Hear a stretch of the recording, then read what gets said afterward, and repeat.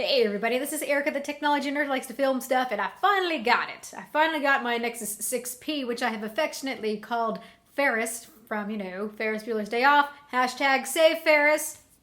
I cannot tell you what I had to go through in order to get this thing in hand right now. There was a lot of issues with the shipping. My apartment number was not on the shipping for some reason. I don't exactly know what happened, but they couldn't deliver it. There was a delivery exception, and the shipper that Google works with, Ingram Micro, is very high security, so they were not able to deliver it to me to make any changes, and they could not hold the package for me either. So I had to go out to the middle of nowhere and be there at the right time, the right place to pick this guy up. Otherwise, it would have just been sent right back to Google, and I would have had to order again, which would have taken who knows how long until more phones are in stock, because Google just has terrible customer service. So that is just the basics of what happened with this thing, but no matter, I have it now, and I would like to talk about it. It seems that a lot of people are having trouble with their Nexus getting this shipped. Please, write some comments in the comment section below what your trouble is, because I'd be really curious to hear. Google, you just don't know how to make releases go smoothly now, do ya? So this seems to be the Android phone to have of the year. Yes, we've got Galaxy phones, which are really nice. We've got several other choices, but this is Google's own offering, Google's own phone. This has been manufactured by Huawei. So there is a lot of curiosity around this phone. We've got a pretty good price point for what we have here, although it's more expensive than the other Nexuses, Nexi. So we've now got really pretty great hardware for a Nexus device. We've got Marshmallow. This is going to get speedy and timely updates. So this phone kind of feels to Android what iPhone feels to Apple in a way. So I really want to test this out, kind of give some of my initial impressions, kind of like an initial review at this point, and then I want to do, of course, the full in-depth review later on, the all you need to know. So let's go ahead and get into this. Okay, so one of the things that I really like doing in these initial type reviews is doing a size comparison between big gaggle of devices here. So there's a lot of pretty good and popular devices here on the desk, and one thing to say about this phone is that it is pretty huge. I'm happy that it is nice and thin feeling, but this is really a phablet through and through. We've got some very large bezels here. We do have this bit of a camera protrusion, but it's really not bad at all. What are people calling this? The windshield? I think that the size of those bezels kind of remind me of the iPhone. This would be the 6S Plus that we have here. And this thing you can see is actually, I think, a little bit taller than the iPhone 6S Plus. And this is a big phone, big phone. So this thing is pretty huge. You can see the size of those bezels here. I think that the iPhone's bezels are just a little bit bigger, but this just gives you an idea. We do have those large bezels here because we have these front-facing stereo speakers, which is a really nice touch. That's something that Apple does not have. And some people tend to like these larger bezels because if you like to watch movies, for example, or play some card games, you're not touching right on the display. You do have something nice and grippy to hold on to, so it's not that bad. We do have this nice metal-built body here. I think that it's a pretty premium-looking and feeling device. Different, definitely, though. It is not the prettiest device that I have seen out there, but what I think we have here is something that is unique, something new, something different. So you can see the thickness is here with the iPhone 6S Plus. We can just go ahead and grab the little iPhone. Let's just go from left to right. There's a bunch of things here. Fuzz. You can see just how teeny tiny this is. I think this is one of the smallest phones on the market. Maybe except for the Xperia Z5 Compact, or the Compact series that Xperia makes. So here you are, huge. So we have a 5.7-inch display on this guy. This is an AMOLED display, Quad HD. And here we have the 5.5-inch display of the LG G4. This thing just kind of dwarfs everything that I've seen. So that's the G4. Take a look at the thicknesses there. Here we have a Galaxy Note 5. You can see it is longer than the Note 5, although it does feel a bit thinner than the Galaxy Note 5. You can see that it's a bit wider as well. There you can see how thin this is in respect to the Galaxy Note 5. So very nice thin phone. If this thing was any thicker, it would just be too unwieldy. Then we've got the Edge Plus here. It manages to make the Edge Plus look small. We've got a Galaxy S6. Excuse the tons of fingerprints. Take a look at that. This is just insanity. There you go. You can take a look at the thicknesses. And then we have something like the OnePlus 2 here. So I've got to give it to this phone. I think this is probably the largest Android phone that I've seen on the market. What other phone is larger than this? Please, anyone who can think of it, let me know. Ah yes, I almost forgot the Moto X Pure. And the Moto X Pure is a pretty large device. And you can see that the Nexus 6P is quite a bit bigger. So now that we have gawked at the size of this phone a little bit, let's talk about what makes this phone so special. I did mention just a moment ago that this is the Android phone to have. I say that because this is Google's own offering. You will get timely updates, you don't have to deal with skins, you don't have to deal with fragmentation. So this is the epitome of Android if you are an Android purist. Wildly good specs at a decent price, so this is starting at $499. We're seeing a lot of great phones that are coming out that do not require that really huge flagship price like with the iPhones, which mine I paid $930 for, or for my Galaxy Note 5, which is $800 something, well over $800 after tax for me here in Washington anyway. So we've got phones here like the Moto X Pure. This is $449 for the 32GB model. It's cheaper for the 16GB, but this one is also starting at $32. Then we've got a pretty good phone like the OnePlus 2 for $389. This would be for the 64GB variant, or even cheaper, you can pay $329 for the 16GB. But we all know that 16GB at this point just really isn't enough for most people. Not if you're going to be using the camera, and not if you're going to be installing a lot of applications. So this is definitely not cheap at $499.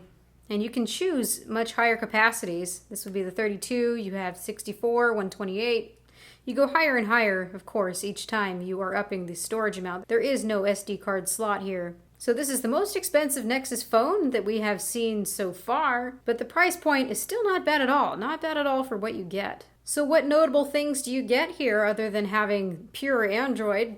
You've got this cool fingerprint sensor on the back, which I want to talk a little bit about the experience. You've got a decent 12.3 megapixel camera, dual LED flash. This is f2.0 lens. I'm going to go out and take some pictures to see what I think about it. But what I am hearing is that this is the best performance of the Nexus phone so far. So we shall see. We've got front-facing stereo speakers, which is just fantastic if you're someone who likes to consume media. We've also got this really nice and big Quad HD display. This is an AMOLED display. Of course, manufactured by Samsung. So of course, out of the box, this is very saturated, but just like with some Samsung phones, you can go in, actually in a really weird place, under developer options, and you can select use sRGB. Of course, I made some measurements, and I would like to talk about the calibration of this display. So we will talk about that in a little bit, but I can say that the display is quite nice. I've been really pretty happy with it. We've got fast charging, although this is not Quick Charge 2.0, Qualcomm's Quick Charge 2.0. We've got a pretty sizable battery inside of this thing. I'm still getting a feel for the battery life. This is 3,450 milliamp hours. That is not bad. Of course, we could squeeze that in here with the size of this device. You've got an 8 megapixel front-facing camera. This is a very slim device. It's also a nicely built device. It does feel premium to me.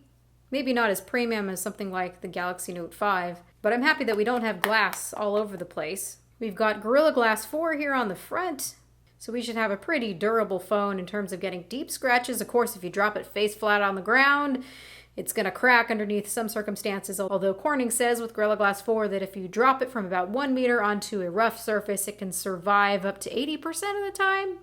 That means nothing to me, but at least it's a pretty durable glass. And of course, internally, we have really great specs. We've got the Snapdragon 810, so this is a very nice, powerful phone as well. So that is fantastic. Finally, we have really great hardware, at least from what I can see, on a Nexus device. This is something that's changing history with the Nexus devices right now, and I think that is why I am so excited here. So let's talk about some of those features that I am pointing out. First thing would be, how does this feel in the hand? This is a very large phone, as I pointed out in the beginning. For somebody who's got small hands like me, obviously it's going to be a little bit unwieldy. We do have those nice chamfered edges. I do feel that even though this is a little slippery, it's not too slippery. I do have some grip on this. I'm not afraid that if I'm walking around with this that I'm going to drop it. And then we come to this fingerprint sensor on the back. And now because this is a very big phone, I feel like when I'm pulling out of my pocket, my finger wants to default to right here. Unfortunately, I have to choke up a little bit to get to that fingerprint sensor, and then I can turn it on. So sometimes I feel like I have to take an extra step to unlock the phone. I'm sure not everyone feels this way, but this is a very large phone. And of course, once you set the phone face flat like so, the fingerprint sensor becomes a little bit less sensible. Of course, I could just turn on the phone like this, but then I'm going to have to deal with entering in my passcode, where I really like how fast that is and how easy it is to unlock it. So then I have to pick up the phone and add that extra step in. So I think this is relatively fast. It's pretty accurate as well, but probably due to just because my hands are very small, I find the location to be kind of strange. I'm always going to favor the fingerprint sensors that are on the front. That way when I'm setting my iPhone down on the desk, I can simply just touch it and there you go. So it has some interesting applications. I would think that it's more meant that if you put it in your pocket, if you take it out, your finger will most likely want to lie right here. And then when you take your phone out of your pocket, it's already unlocked, it's already on. That makes a lot of sense, it does. It's just going to take some time for me to get used to this. Maybe I will know and learn how to grab it properly so that I don't feel like I'm adding any extra steps in there. So give me some time with this fingerprint scanner. I'll decide how I feel about it overall. But I love fingerprint sensors now. They're starting to get really fast and accurate. As far as that large battery, please give me some time to play around with this. I can let you know how I'm feeling in terms of the battery life. I just got this really yesterday. A downfall for me right now has been this USB-C type connector. I need to make sure to carry around my cord with me because if I forget it, then I'm not going to be able to charge it. There are a lot of people I know who have Android phones. There's copious amounts of chargers around, but I have to be super, super careful here or I'm just not going to have a phone. Now also, of course, because this does not support Quick Charge 2.0, don't expect to go grab one of your Quick Charge 2.0 chargers and to plug this in and expect it to charge faster because it's not going to charge it any faster. So just keep your Google charger on you. So remember your USB Type-C cable and also don't forget the adapter that came with this. A cool thing that I am seeing with this phone is that it can be used to reverse charge another device that's USB-C as well. So if I plug this one in first, it's going to tell this device to start charging. This is the OnePlus 2. And you can see here now that it says that it is charging. So this can be used as a battery bank in a way. So that's kind of cool. I've seen that people are charging their 5X and also the Nexus 6P together. So now I wanted to talk a little bit about this display here. This is a 5.7-inch AMOLED display. This is a Samsung manufactured panel. I was able to do some measurements and I could see that the calibration methodology is kind of similar to what we see on the Galaxy Note 5, although the display calibration doesn't look exactly the same. The first thing that I noticed is that the Galaxy Note 5 display gets brighter than the Nexus 6P display. What is nice here is that we have two different modes. We have the saturated mode, this is the default, and if you go underneath your developer settings, you can see that we have picture color mode, use sRGB. So this is going to be the more accurate, the more color accurate mode anyway. So now it's a lot less saturated. The notable things about this display is that the whites, or the white point, looks a little greenish, bluish to me. And that would be because the balance of red, green, and blue are not where they should be. There's actually too much blue and too much green and not enough red. So you get kind of a white point that looks kind of grungy to me. The color temperature of this display isn't really cool. It's more towards 6,500 Kelvin. Underneath the less saturated mode, the gamut does meet the sRGB color space. I think that the colors look pretty good, at least the saturations look pretty good. But then the white point is just really off and makes a lot of things have a greenish, bluish cast to them. So I think the methodologies are similar except for the white points look a little bit different here. I like the white point better with what Samsung is doing. This is just too grungy looking. Your eye does adjust though to a different white point, so you can get used to this, and after a while the grunginess doesn't bother me. It ends up looking normal. But just don't get a different phone and compare it, because a lot of the other phones have a much cooler white point, look a lot more bluish, but don't have that greenish cast to them. I've also heard people complaining about going outdoors and this not getting so bright or as bright as they would like it to, so I'm going to test all of that out. This is a nice display though, and at least you do have an option to choose between the saturated mode and the more accurate mode. The thing that really sticks out here though is that that white point looks a little bit grungy, kind of greenish bluish to me. Most people are not going to care, but I've been happy that my particular display doesn't have issues with a cooler tone on half the display and a more pinkish tone on the other half. That's something that a lot of people run into with AMOLED displays. So you can get a good display. You can take the risk of exchanging it and seeing if you can get a better sample, but I've been happy overall that my display looks pretty uniform. Really, really not bad at all. So I'm keeping this one. I am not exchanging it. I also don't have a lot of color shifting to speak of, maybe just a little bit greenish from the side. I know people have just been really complaining about the display quality. Sometimes you get a good one, sometimes you get a bad one. But overall, I think that the display looks quite nice. I am pretty happy with it. As for performance with this has the Snapdragon 810 SoC inside of it. And so far, I have not noticed any overheating issues with this at all. The performance is nice and buttery smooth from what I have seen, just like I've seen other people pointing out as well. I really want to put it through its paces and see how it compares. But so far, I've had absolutely nothing to complain about. Now the speakers on this guy are nice and loud. I will never miss another notification again. I always love it so much when there are front-facing stereo speakers on phones because I do consume a lot of media. This is a 5.7-inch display. It makes sense to consume media on a phone like this. I go to the gym and what do? I bring my phone, I sit it on top of the treadmill, and I turn on Netflix. And these are even loud enough to be able to hear underneath the pounding of me at the gym. So that is nice. I think that the speaker quality sounds pretty nice. I do want to do some more testing. So looking a little bit at this camera app and the camera, 12.3 megapixels. We've got a f2.0 lens. We've also got the 8 megapixel camera that's on the front here. This is a very simple application. Of course, you have options for photosphere, panorama, lens blur. We've got our settings, so we can choose our resolution quality. So we have the ability to shoot in Ultra HD 4K. I am bummed to see, though, that we don't have support underneath this application for 1080p 60 frames per second. That's something that I really love to use. Of course, I'm going to test all this out. We've got video stabilization. So this is just going to be the digital image stabilization. There is no optical image stabilization on here. I don't care how big they claim the pixels are on this camera in terms of taking photos and bringing in light. I always appreciate optical image stabilization. You can switch to the front. Hello! You have the timer, HDR plus auto, on or off. Got flash. You can pull here and this brings you over to the video camera. Very, very simple interface. I wish this application had some manual controls. So I'm going to go out and take a little bit of picture samples and put them here, see what you think. And of course, for the full review, I will have a lot more to say.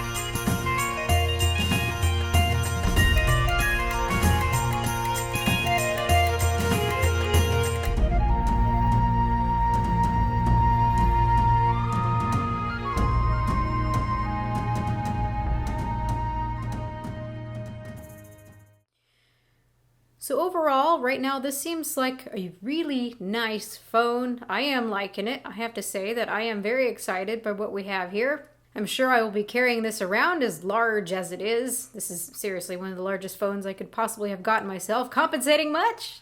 It's just a major bonus now that this is a Nexus device and that we get all the updates on really great hardware. So do I recommend this so far? Yes, absolutely I recommend this so far. I really want to go out and test that camera. I really want to take this and test this against many other devices. But so far, I am really quite pleased. So hang tight for that full review. So thank you everybody for watching. This has been Erica, the technology nerd who likes to film stuff. Please rate, comment, and subscribe. Let me know what you want to know in that comment section below so that I can take that into account for the full review. Please be patient with me as I test this out. I really want to get really in depth and intimate with this thing. So good night, everybody.